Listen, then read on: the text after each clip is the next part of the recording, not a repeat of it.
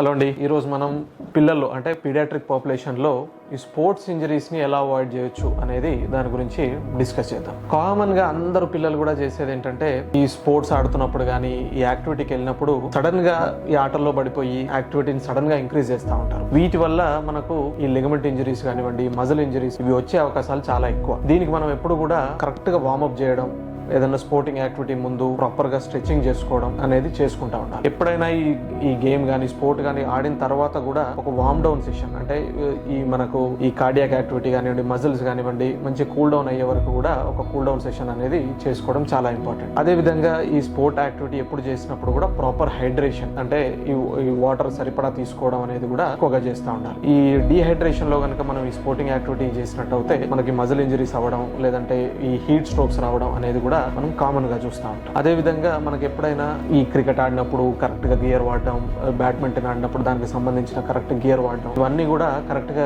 చేస్తూ ఉంటారు. చేయగనట్టయితే కనుక మనకు ఆ స్పోర్ట్ రిలేటెడ్ ఇంజరీస్ అనేవి ఎక్కువగా వచ్చే ఛాన్స్ ఉంటా ఉంటుంది. అందరూ పిల్లలు చేసేది ఇంకోటి ఏంటంటే ది రష్ టు థింగ్స్ అంటే అన్ని ఫాస్ట్ గా అయిపోవాలి అనే విధంగా ట్రై చేస్తూ ఉంటారు. ఎప్పుడు కూడా you should know your body అంటే మన బాడీలో ఇబ్బందులు ఏంటి, నొప్పి వస్తుందా, నొప్పి వచ్చినప్పుడు రెస్ట్ తీసుకోవడం, ఇటువంటి అన్ని కూడా చిన్న చిన్న జాగ్రత్తలు తీసుకోవడం చాలా ఇంపార్టెంట్. ఎప్పుడు కూడా ఎనీ స్పోర్ట్ యాక్టివిటీకి వెళ్ళినప్పుడు ఒక చిన్న యాక్టివిటీ తోటి స్టార్ట్ చేసుకొని గ్రాడ్యువల్ గా ఆ యాక్టివిటీని ఒక ఓవర్ టైమ్ లో యాక్టివిటీని ఒక టాప్ లెవెల్ అనేది తీసుకొని వెళ్తే చాలా మంచిది. ఎప్పుడు కూడా మనం ఈ స్పోర్టింగ్ యాక్టివిటీని ఫాస్ట్ గా అంటే if you rush into thing మనకు ఈ లిగమెంట్ ఇంజరీస్ కానివ్వండి, మజిల్ ఇంజరీస్ కానివ్వండి ఇవన్నీ వచ్చే అవకాశాలు ఎక్కువగా. తర్వాత వచ్చేసి మెయింటైనింగ్ ఏ వెల్ బ్యాలెన్స్డ్ డైట్ అంటే మనకు అడిక్వేట్ గా ప్రోటీన్ కంటెంట్ తీసుకోవడం, అడిక్వేట్ గా వైటమిన్స్ కానివ్వండి, సప్లిమెంట్స్ తీసుకోవడం ఇవన్నీ చేసినట్టు అయితే మనకు ఈ లాంగ్ టర్మ్ లో ఈ స్పోర్టింగ్ ఇంజరీస్ అనేవి కూడా చాలా అవాయిడ్ చేసుకోవడానికి ఛాన్స్ ఉంటుంది. వీటన్నిటికంటే ముఖ్యమైనది ఎప్పుడు కూడా స్పోర్ట్ ఆడుతున్నప్పుడు ఏదైనా ఇంజరీ అయినట్టయితే కనుక